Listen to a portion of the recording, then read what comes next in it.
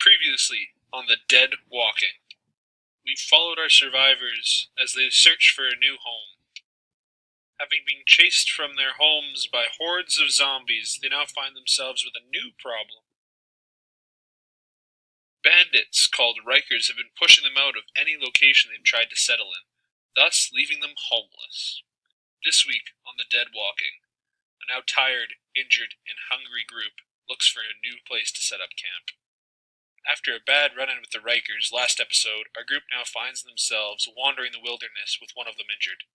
Karen sustained a bad leg injury upon running away from the Rikers. Upon reaching the edge of the trees, our group locked eyes with an old, run-down shack in the middle of the clearing. Without even a care in the world, they hurried to the front door in hopes it was abandoned. Once inside, they found the place empty, except for an old sofa and a chair in the corner. Jerome figured it would be a good idea to canvass the area, maybe find some food or some medicine for Karen, before the group would call it a night. Much to their surprise, the shack is not as empty as they once thought. Instead, there's hundreds and hundreds of plants of all types throughout the house and the backyard. Trevor, a former university student before the outbreak, recognized these plants as part of a plant pharmacy or herbal garden. He figured he could use some of these plants to help the rest of the survivors, starting with Karen, who he hoped to find a painkiller for. While the rest of the group met back in the living room and tried to figure out what this place actually was, Trevor managed to find a plant in which might just put Karen's injured leg at ease.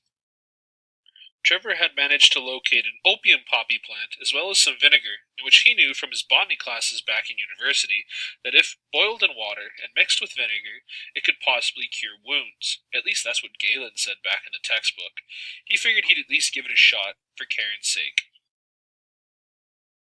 After applying the liquid and redressing the wound, Trevor and the group settled in for a good night's rest. Upon waking up the next morning, Trevor asked Karen how she was feeling. She ecstatically exclaimed that she was feeling a ton better thanks to the concoction that Trevor had put on her leg. With this newfound vigor, Trevor told the group what they had stumbled upon, and that this was a gold mine that they should set up camp around.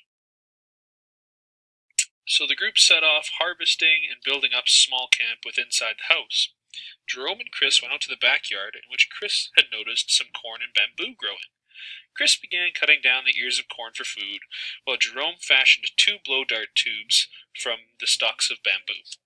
While the 2 boys were out back cutting bamboo and corn, Trevor, Janine, and Claire went back to where Trevor found the opium poppies, to harvest whatever else they could find. Trevor made sure to warn them of any dangers that plant had before they harvested it.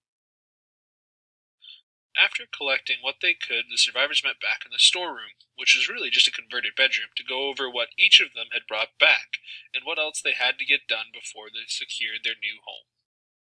Upon counting the collection, Trevor noticed that they didn't have nearly enough food to last more than a day in the new camp. This was a huge blow to morale. Jerome and Chris were upset, but understood the severity of the situation, so they volunteered to journey out to find some food for the group. Trevor then packed some backpacks they had found with some supplies that they had gathered and explained to them what the plants were inside. Trevor stated that whoever was here before them had left behind some toxic concoctions used to kill. He showed them a small jar with the label Curine and Obane Mix written on the side. Trevor said that he had taken cactus needles and laced them with the concoction in the jar, then telling Jerome that each dart would drop a large man, either dead or paralyzed. After giving Jerome the darts, Trevor turned to Chris, giving him a handful of coca leaves. Trevor then told Chris that these leaves were used by ancient civilizations, such as the Inca civilizations, and their messengers to give them energy. Thus, the messengers would run from city to city, delivering messages, and would chew on these leaves if they got tired. So, if you guys were to get tired, go ahead and chew on one of these leaves. This should give you energy. So with supplies and blowguns in hand, Jerome and Chris wished their group good luck and began their journey to find food. Without a map or anything else to guide them, Jerome and Chris used the sun and landmarks to guide them on their journey to the closest town. Eventually, they stumbled upon a suburb, and the search for food was on.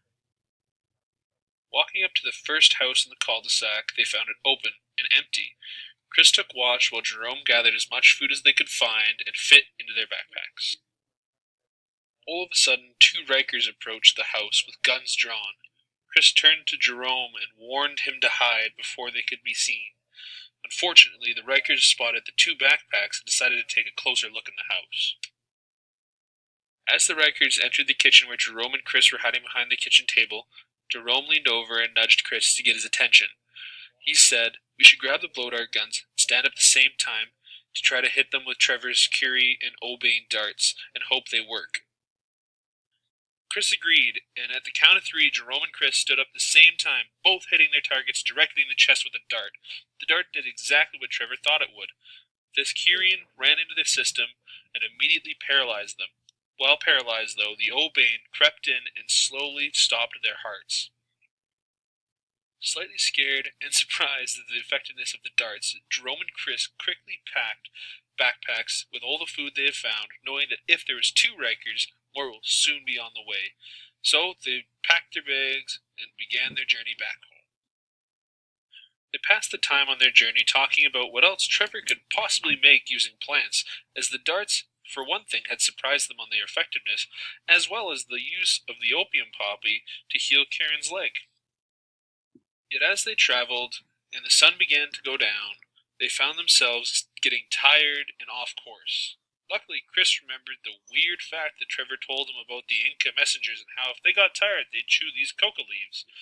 So Chris pulled out 2 leaves each, handing one set to Jerome, and they began to chew the coca leaves. Shortly after that, they began to feel much better, and for some reason, Jerome remembered that weird log laying over there to be directly in front of the meadow in which held the house.